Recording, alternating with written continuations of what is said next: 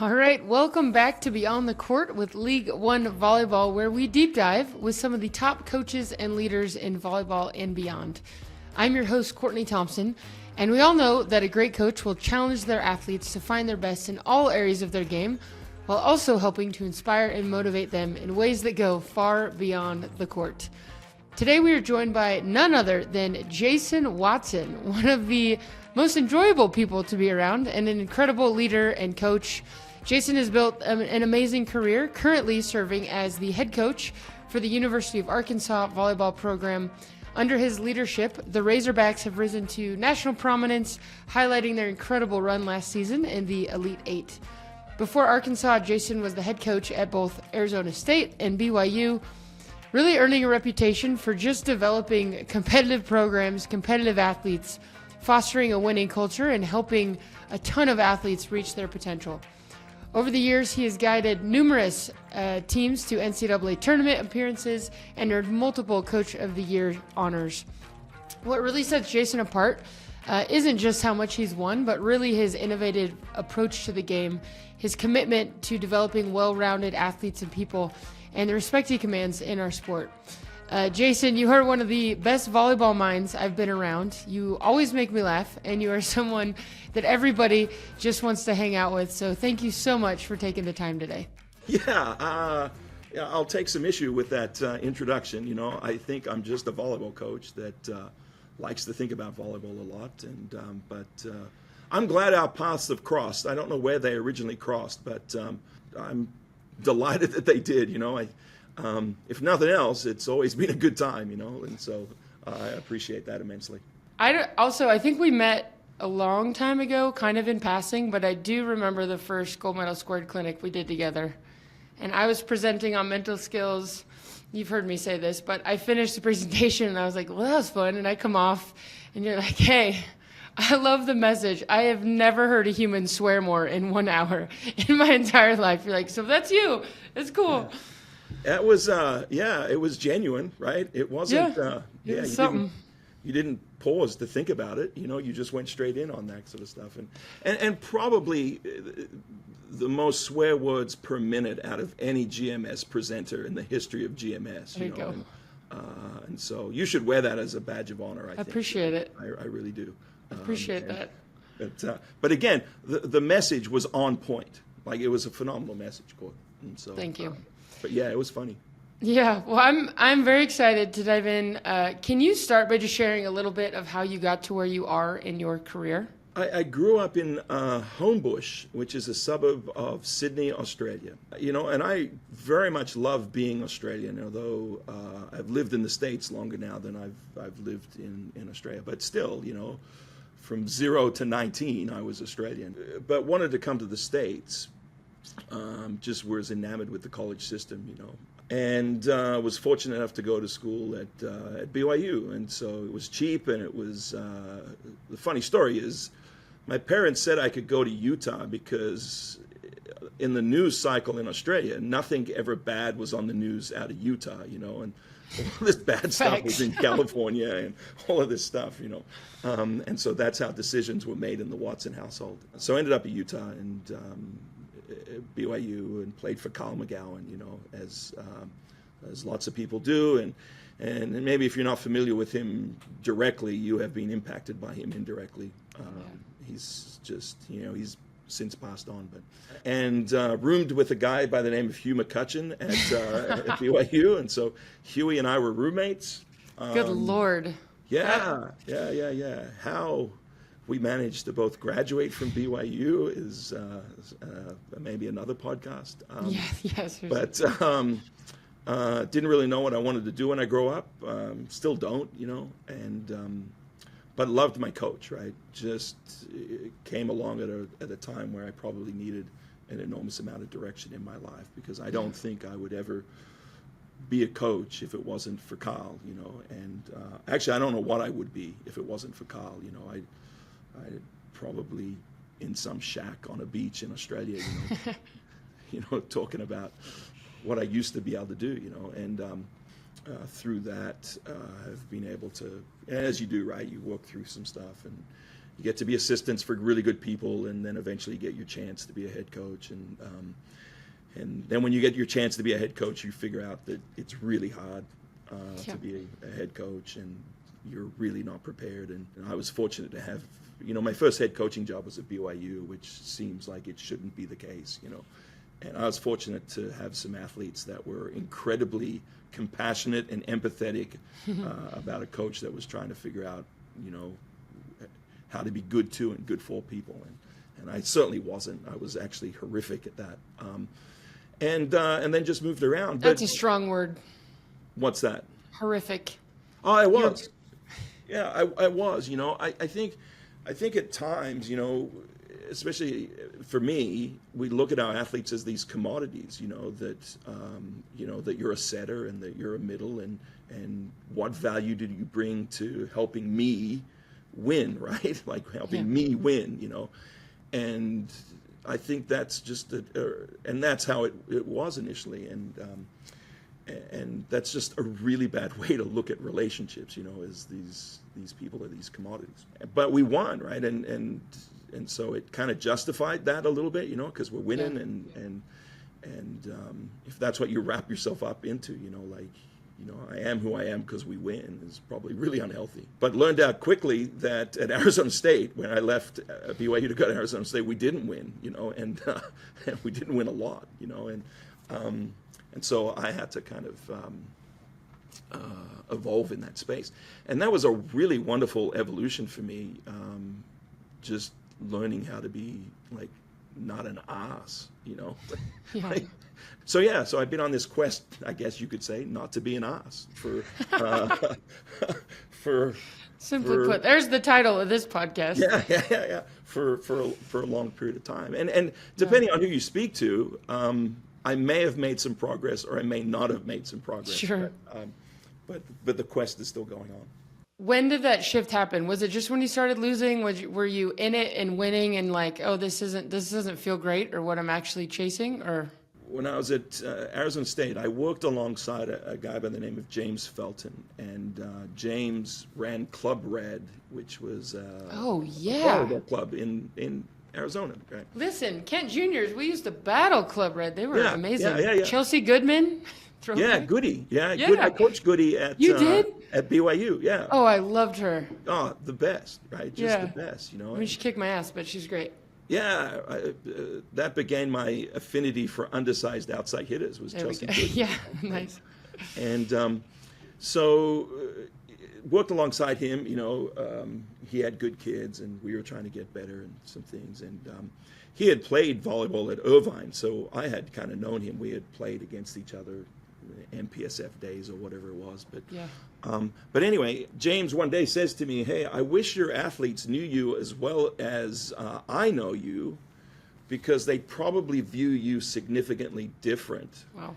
And so my initial response was, shut up, and but there was an enormous amount of truth in that, and you need good people in your life, right, that are going to tell you the truth, straight up, right, like, and so he did that, and that was a pretty transforming moment for me, right, like there's got to be something to that, and so that kind of triggered that little change there at Arizona State, And it changed the recruiting aspect, like, hey, we're going to be a little bit more relationship based, and hey, get your wrist and hands together and things like that. And it turned out, we got better talent, and it turned out we got better, and kids, I think, were having a much better experience at Arizona State when I listened to James, and so and that's cool. Yeah. It was a good moment between two friends. He now works for is it Patrick Linciconi, who does 5 dysfunctions of a team. He's he works for them now, and he's brilliant at it. He's absolutely brilliant. It's such a great space for him, and he's like, I help Jason. I can do anything. Yeah, Let's exactly. go, world. Right? I think that's it. Right. I think that's on the bottom of his business card. Yeah. Well, to that point, I think for me the biggest compliment a coach can get is how their players talk about him. And I got to hang with a few of your athletes last year at the Final Four. You guys made an incredible run, and it was so fun Because, you know, it's like, oh, Jason's the best. What was it like playing for him? And they just like lit up and had, you know, so many amazing things to say. But I'm curious, because now you've done it a few times. When you're going into a new program, how do you think about establishing culture, shifting culture, creating culture in a way that feels in alignment for you?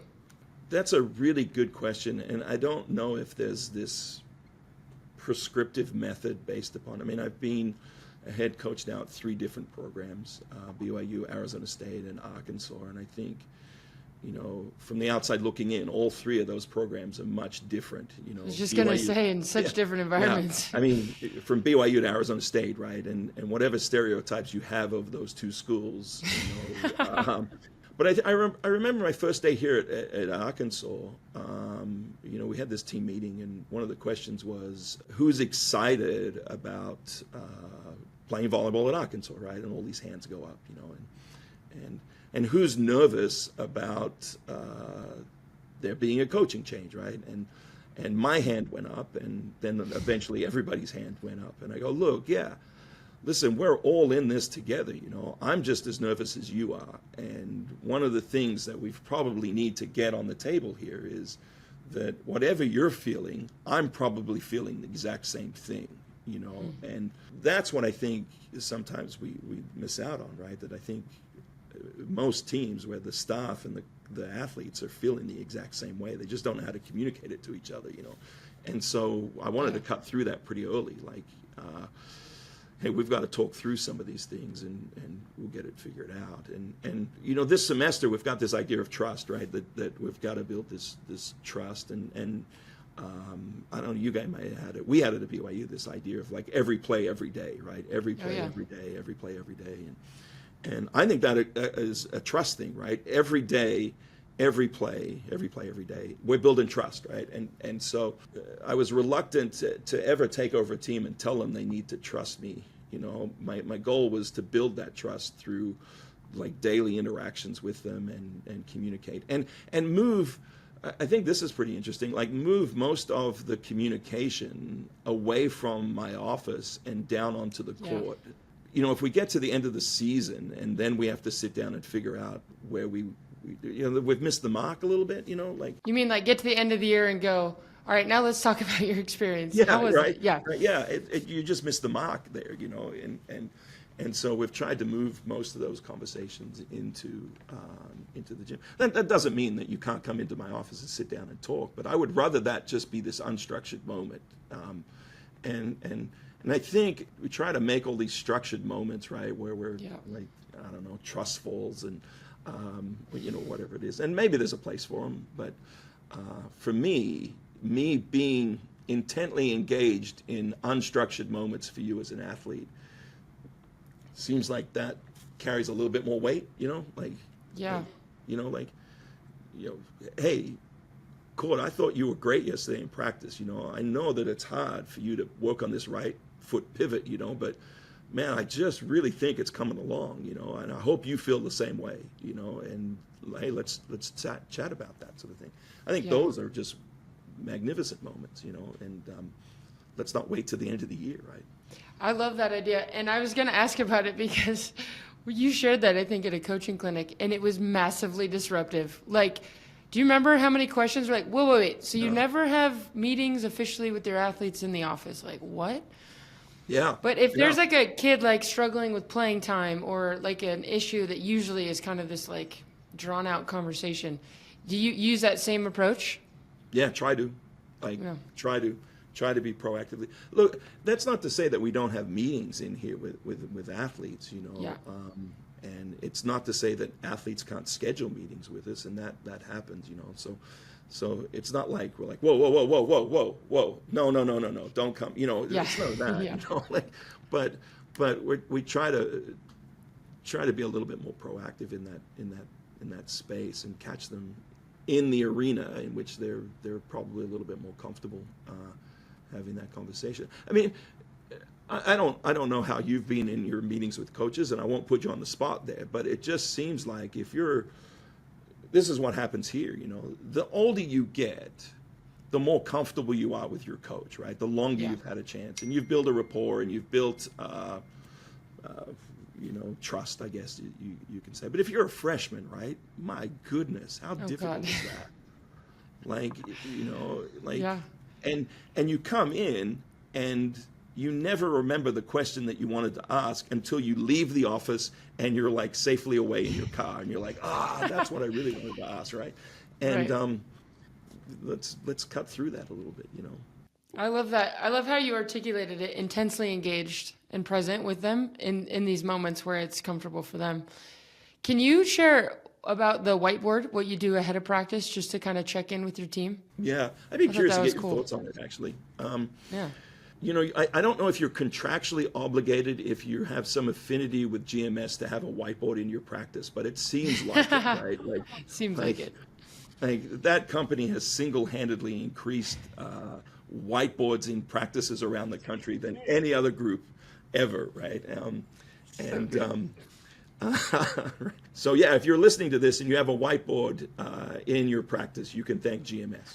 But it's a wonderful tool, right? I'm a big fan of whiteboard. But we have two, right? We have our practice whiteboard, and we have what we call an SAP whiteboard. And so we got that SEC money, right? We got two whiteboards. Let's go. Yeah. That's right. You guys are chilling over there. Yeah. We're just doing all this stuff, But so the practice whiteboard is as you would, as most people do, right? They've got their practice plan on it, and they've got their goals and things and stuff like that. And we stole this idea of smallest achievable perfection, and it came from this the little book of talent, Daniel Coyle, right? And this is 50 little things you can read about talent, and so this idea of smallest achievable perfection. And so on that board, you come in and you write what is your smallest achievable perfection that you want to accomplish that day, right? And you write that under your name.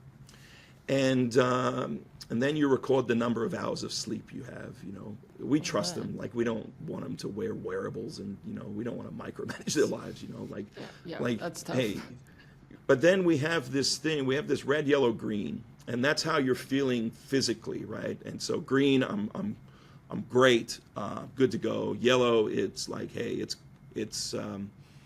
I'm feeling a little bit. And red is like, hey, it's going to take a lot to get going today, and that's okay, right? We're trying to destigmatize going red, like, it's okay to be that way, right?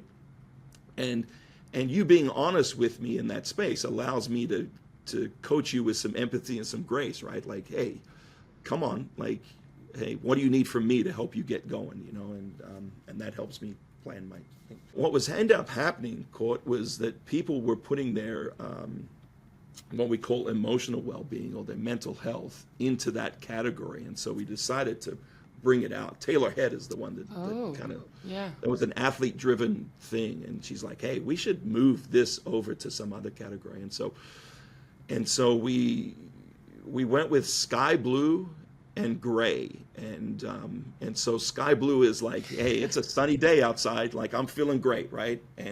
And gray is like, hey, it's a little overcast today, and I'm feeling it, And so now, at the beginning of every practice, we've got this pretty good snapshot, right, of how our team's doing in that moment, right? Like, are we all green?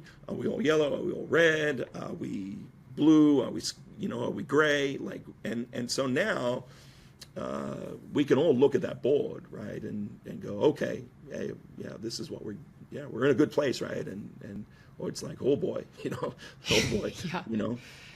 maybe this 2-hour practice is probably better suited for an hour, and you can make some of those changes. Or then you can get involved in a conversation with a kid, after practice, like, hey, you've been gray a couple of days, like, what's going on, and how can I help, and what do you need, and it's like, school sucks right now, or and that tends to be the case, right? Like, the workload at school is tough. And so there's a bunch of those conversations that you can have now based upon this board that you have, and it's really helped us in that space, I think, like, a lot, to just get a sense of where you are individually and collectively as a team, and what your role is going to be on that, and what my role is going to be to help you get something out of this practice is incredibly beneficial for me. It's brilliant. I love it. I feel like the hardest thing as an athlete, or it's like the judgment of how you're feeling keeps you stuck. So it's like, man, if I was only better, or if they only, just by like you guys seeing that and being kind of like heard or seen or whatever is like, oh, I can move through now. So I'm betting you guys get way more effort in the end, not like that's the goal exactly, but.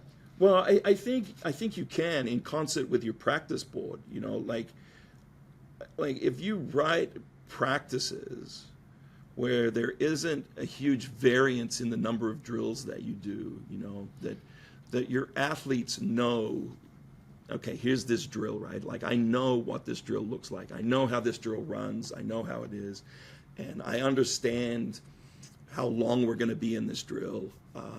Then I'm going to give you an enormous amount of effort, right? Yeah. If I know where the finish line is. But if you don't share with me where the finish line is of a practice, I'm never going to give you all the effort I can, because I'm going to hold some back, right? Because I don't want to get to the end of practice and then not have anything left, right? And you're not going to empty the tank, right? So the SAP board in concert with the whiteboard, where you know what you're doing and you know the level of effort and intensity that's required for that drill, you can empty the tank, right? Knowing full well that I'm never going to write, like more, right? Like it's just there, right.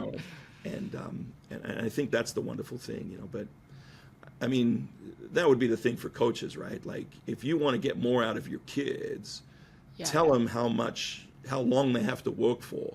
And that's the beauty of the whiteboard, and you're going to get so much out of your kids, And then if you can find out a way to do an SAP board so they even know that you care, you're going to get even more out of them, That's the thing. So my question to you would be like, how would like this works fairly well in college, because college kids for the most part have this pretty homogeneous experience, right? We're all going to class, we're all doing that sort of thing. So how would that work professionally? Like what do you think, like this red, yellow, green, sky blue? I'm always curious what that would look like at a different level. I mean, I think it would work at any level. I think for young kids, it's interesting because young kids are so brilliantly aware in some ways, and they have no like filter, so they're just going to tell you whatever. And then it gets a little cloudy probably in like junior high when it's like, what are they putting? Should I? Yeah. But I like asking them questions because we're practicing like that awareness. But for pros, I think it's the exact same. People want to be seen and heard and understood, and there's probably just so much happening outside of volleyball that it's like clunky to bring it in. Yeah. And so to just have a quick check-in where it's not too heavy, you're not talking about everything, but it's just like, hey man, this thing happened with my family in another continent. It's tough today. Yeah. That's it. Like you don't have to be dramatic about it, which I appreciate. So yeah, when we went with the blue and gray, sky blue gray, I was a little apprehensive about it actually, because I thought it would be a little intrusive. Yeah, I can see that. But what I'm really pleased with is that they are, at least our group, right, has been incredibly honest. Yeah. Like they've been wonderfully honest. Like, I don't know if I would be as honest at that age, like I'd be like, whoa, like you don't need to know any of this sort of stuff. I'm fine. Yeah, I'm fine. Like, yeah, but I don't know if you've been around very many Australians, but talking about our feelings is not something that comes naturally to us. Right. When your default response to everything is, she'll be right, like, What are we talking? Yeah. Yeah, she'll be right, or everything's awesome. That's awesome, mate. It's just awesome. So, but they've been wonderfully honest with us, and I appreciate that because it's a vulnerable space to be in. I want to ask you about practice, but before we get there, watching your team, especially last year, I got this job now. We were pretty busy this fall. I didn't get to watch as much college volleyball, but I do remember watching your team get after it last year, and it was so fun to see how you guys just like full sent in these like pretty charged moments. And I think it's the biggest bummer I think I see, or opportunity you could argue, with youth sports today is that there's such a fear of failure, or I'm going to be small. So how do you help foster that sense of like, guys, we're going for it within your team? Yeah, I mean that group had seen failure, right, that had seen failure multiple times, and failure being like giving everything that you have and then not seeing your name pop up on Selection Sunday, you know. Yeah. And for 2 years in a row, our name, maybe it was alphabetically, maybe it was ranking, whatever it is, came first in the last 4 out, right? Because it's Arkansas, right? And so that group essentially thought, hey, this sucks, you know. And because of that, they were motivated by that. Like they were motivated, you know, hey, we're going to work harder, you know, and we're going to be better. And then it happened again, right? Like the first time was in COVID where they reduced the field, you know. And then the second year it was like it happened again, you know. And credit to them for staying, right? Like, you know, not everybody stays these days, you know, when they're facing hard things, you know. And so they stayed. And I think that's a credit to our staff, you know, because I thought we were treating them well and, you know, trying not to be asses, you know, and things like that, you know. But it was hard. Like there were some really difficult conversations, you know, that, and a lot of those conversations centered around, hey, am I good enough? You know, like, am I good enough? And hey, to be quite honest, I mean, I'm having that conversation too, right? Am I good enough to do? And that's where we sit down and we go, hey, look, we're all feeling the same thing, you know. And look, nobody cares about our feelings here. Like nobody cares, right? Like Kentucky doesn't care, you know, they don't care. Nobody cares. And so the only people who care. And so what galvanized that group a little bit is this idea that, hey, we have to protect this team, right? And nobody knows what we're all going through. And we don't need anybody else, right? The biggest problems that we face can be solved by the group of people that we have in this room, right? And we've got to lean on each other, right? But if we fragment, then we're never going to get there, right? We're just never going to get there. And so we've got choices, right? Every day we've got these choices. And so, hey, we're going to come together or we're going to fragment. And so that's where we kind of help navigate that space. Like, yeah, you're good enough, but you know, there's no way you can control this outcome, but what you can control is your effort, right? And we want perfect effort rather than perfect outcome, right? Let's control perfect effort.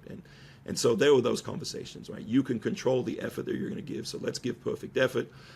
I can control, I'm going to try and write these perfect practices to get the effort, right? Knowing full well that I can't control the outcome. And we're going to play with a chip on our shoulder, right? And I'm getting weirdly fired up hearing this.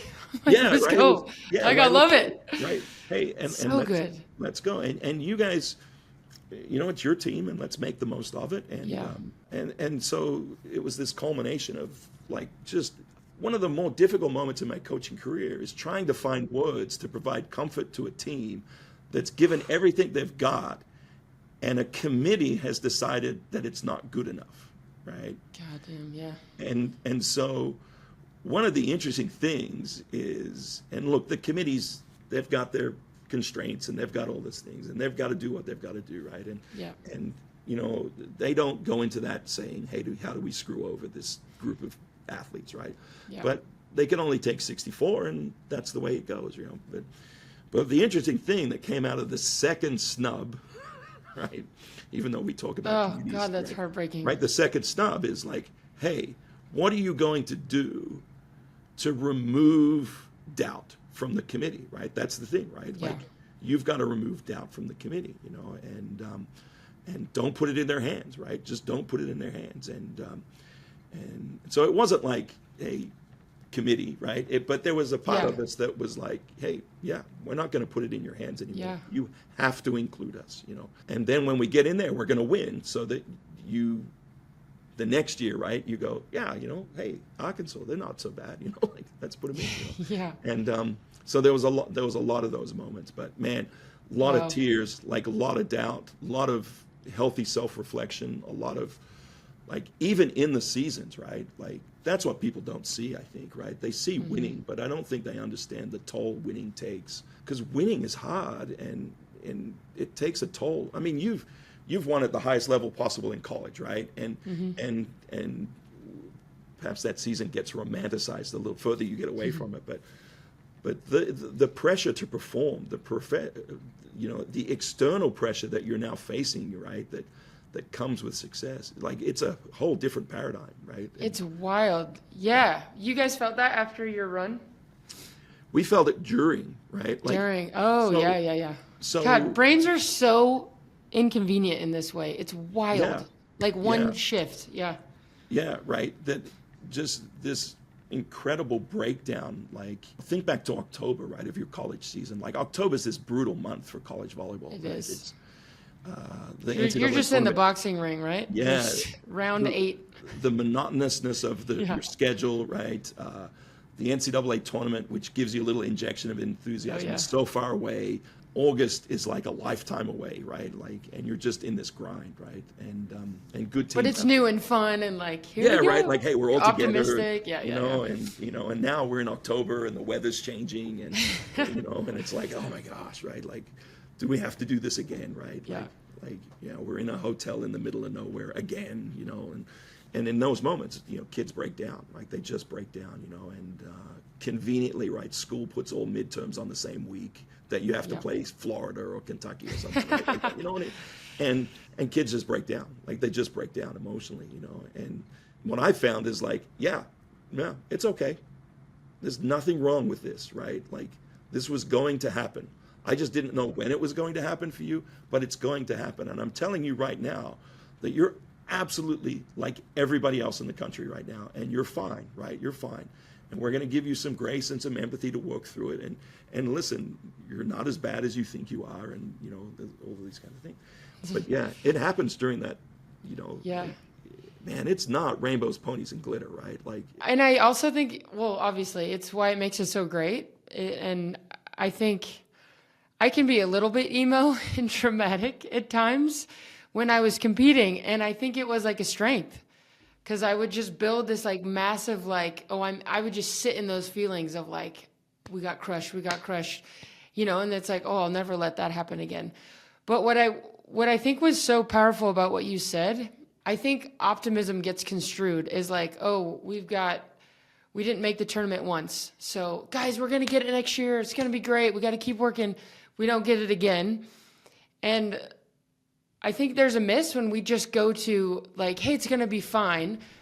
And true optimism and resilience is like, no, this is shitty.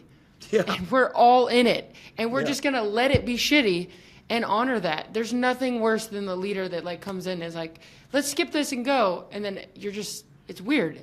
And I think it caps kind of where you can go. So to me, hearing how you dealt with that, I hope coaches, hear that. It's amazing.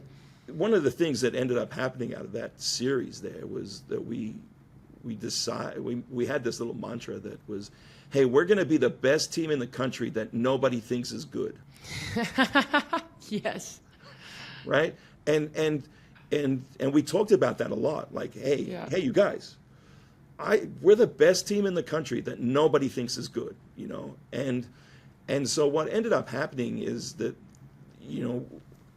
like, why don't people, who cares? Like, who cares? Like, who cares that they're not talking about us on wherever? Like, who cares? Like, it doesn't matter, And so that took a little bit of that, like anxiety away from us a little bit, and so. Totally. You could see it. It's so cool. And it created some freedom to just go play, right? And that's one of the things that I think that I'm learning as a coach is to, like you want your teams to kind of self-organize a little bit, but you also want to, keep the river within the banks, right? Like there's some optimal ways to play, but creating randomness in your practice that allows them to self-organize and self-select solutions is a really healthy thing. And, and some solutions are great and some solutions are not great, but that's your job, right? I mean, as a coach, to kind of help them navigate those selections a little bit.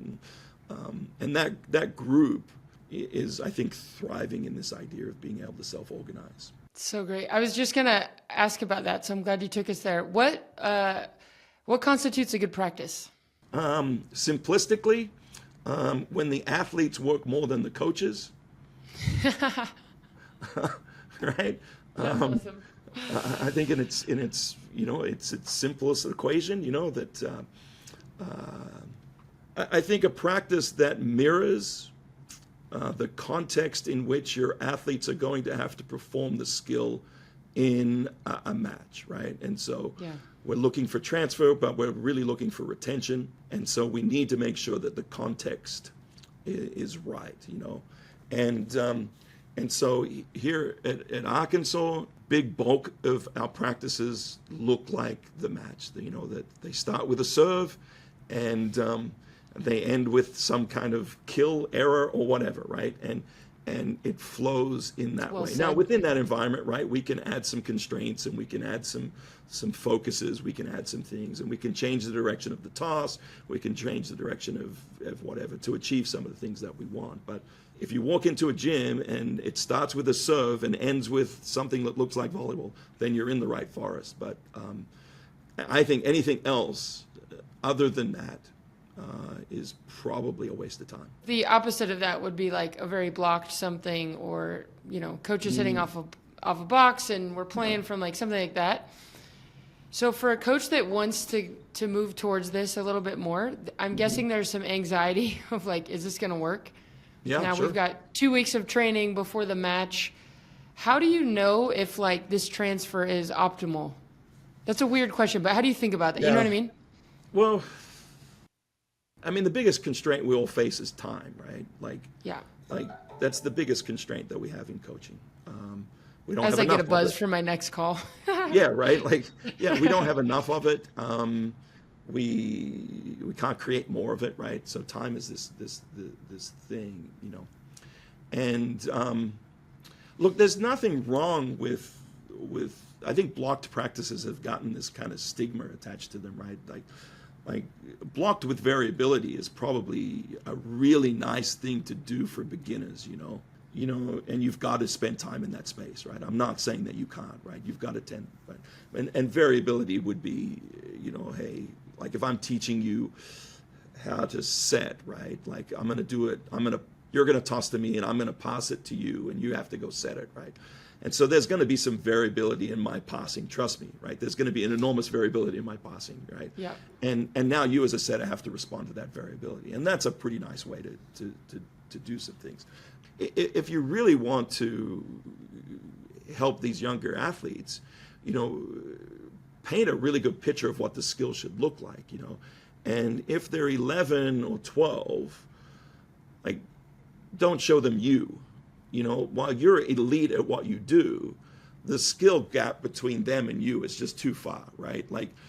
So get an 11 and 12-year-old and watch a 13 or 14-year-old and have them mirror that, right? Like that would be a really great thing. Like bring your 13-year-old setter over, let your 11-year-old watch it, even better, let your 11-year-old practice with your 13-year-old and hey, see what she's doing there? Like, get them attuned to what it is that you want to do. Hey, go mirror it, right? These young kids are great at mirroring things.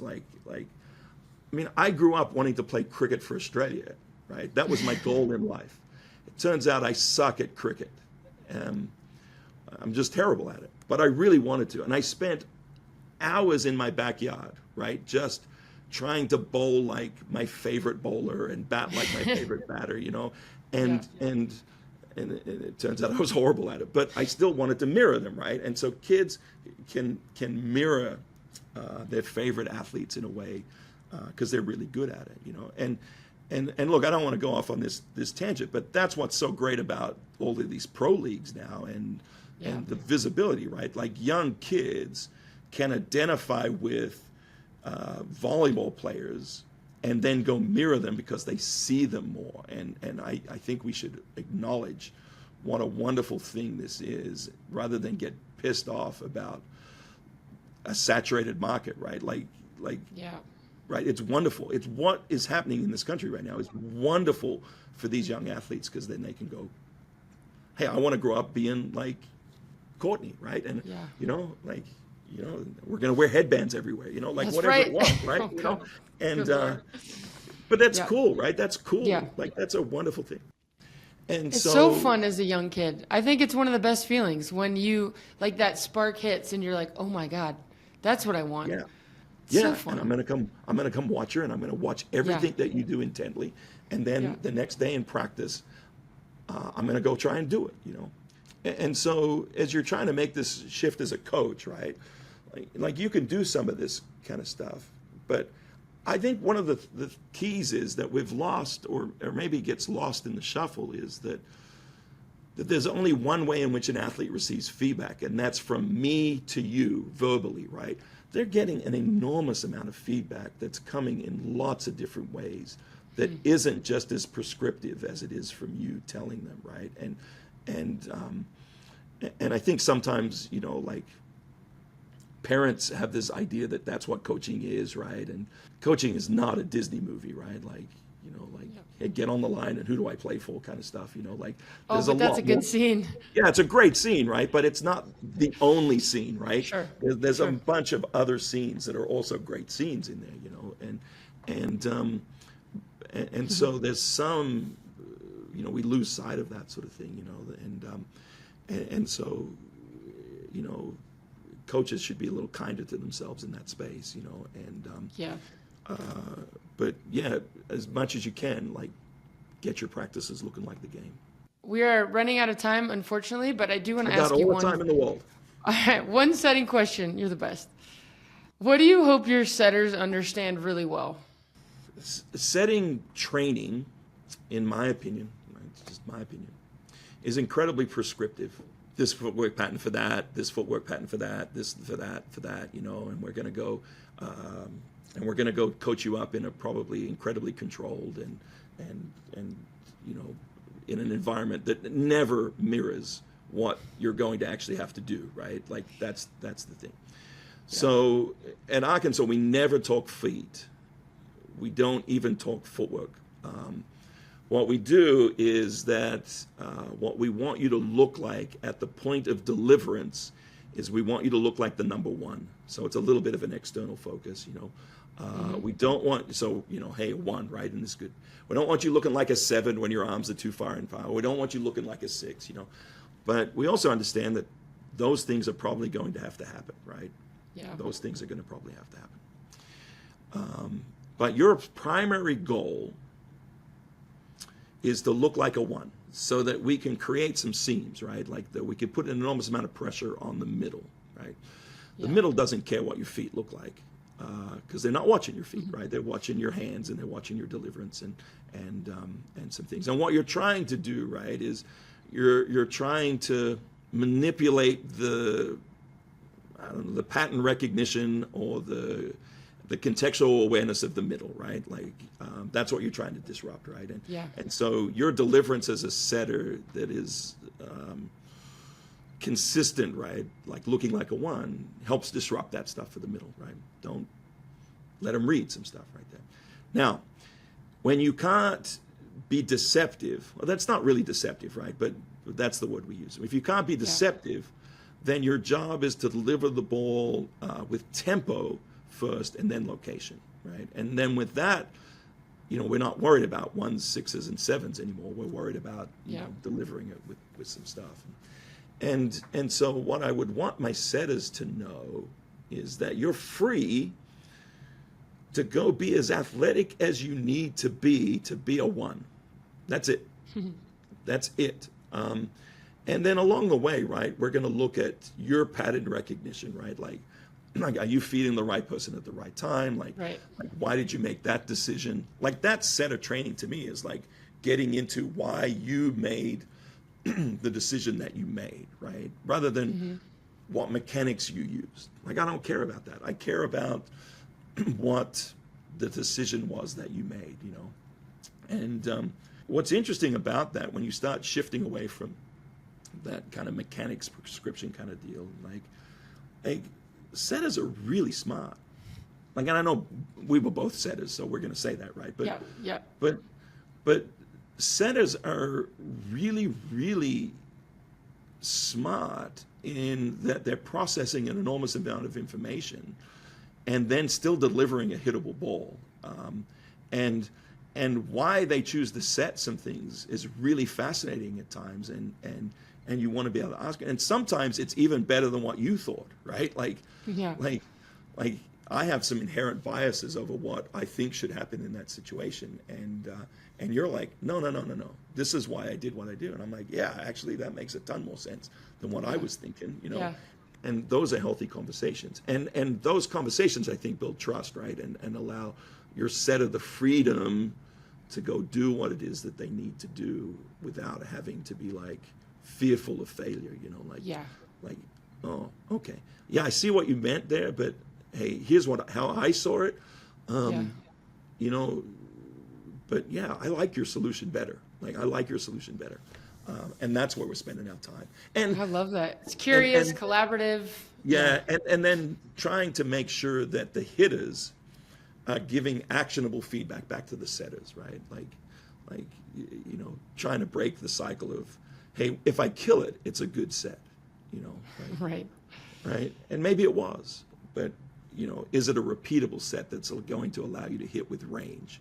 Because that one solution that you just did to get a kill may not be the same solution on the next set based upon what the opponent's doing, you know, and that's where you get into some self-organization stuff. That's so cool. Even hearing how just the language you use around stuff is awesome, because it's all pointing towards like, oh, what's the solution? There's this like openness, like the challenge is fun. You know what I mean? It's not like we have to hit this. We've got to figure. There's a tightness to that and a constriction. That's probably why I enjoy hearing you talk about volleyball. Maybe. So fun. Or maybe it's the accent. One of the two. Right? That's fair. Yeah, mate. Yeah, she'll be right. She'll be right. Yeah. I want to end with this question. What do you hope every youth coach in the country understands really well? So when I got named the head coach at BYU, that's a pretty big job, and I was not prepared for it, you know. But when I got that job, my wife went to Deseret Book, and for those of you that aren't familiar with Utah, the best description I could say is that Deseret Book is like Barnes and Noble for Mormons, right? And there's one down the street. Yeah. Okay. And you can't get coffee there, but you can get books, right? And so it's Barnes and Noble, or maybe you can get hot chocolate now. I don't know, but anyway. She bought me this quote that's on my office today. It's been in everything like that. And it's this quote from, because it was BYU, it was a leader in that church. You know? And it says, I'm going to read it word for word. Our light speeches from time to time have nothing to do with the fixed commitment of our hearts. And it's a reminder to me that you're going to coach people who are people. And those people are going to say silly things at times. They're going to do silly things at times. And they're going to do them in practice. And they're going to do them outside of practice. But it has nothing to do with their commitment to being better, you know. And so don't ever expect the athletes that you coach to be the same or respond the same, because they're people. Your job is to try as best you can to meet them where they're at. Don't make them meet you where you're at. It's easier for you to meet them where they're at, right? And if you do that, then you're going to have this profound influence in their lives, you know. And look, along the way, I've said plenty of dumb stuff to my teams, you know, and my teams have said plenty of dumb stuff to me. And it doesn't matter, you know, because I know that they want to be great. And I think they know I want to be great. But yeah, every now and again we're going to say dumb stuff, you know, and it's going to be okay. But you know, just you have some empathy and compassion for the fact that they're people, and they're people in an environment that's really vulnerable, right? Like you're asking people to make changes. That's hard. That's hard. So, you know, don't tax them on that, right? Don't tax them. That's a very cool quote. Don't hold them to everything they say, I don't know, in the moment. I've never heard that. That's an awesome perspective. It's really helped me, right? Because I'll put you on the spot, right? Like freshman Courtney versus senior Courtney, right? Like how many dumb things did we do as freshmen, right? Like I did so many dumb things at BYU as a freshman. I should never have graduated from BYU. You know, and you know, but you learn and you grow, right? But I had a coach that allowed me to do that, right? And some things. And so that's what I Yeah. would say to these youth coaches. Yeah, I think the world of you. I always love getting to talk. So thank you again, and we'll hopefully see you soon. Yeah, cheers. All right. Thank you all for tuning in to Beyond the Court. And thanks to our guest, Jason Watson, for joining us today. Make sure to hit the subscribe button below so you don't miss the next episode. And to learn more about League One Volleyball, follow us on Instagram at LOVB. In the meantime, keep working hard, having fun, and go on and spread the love today. We'll see you next time.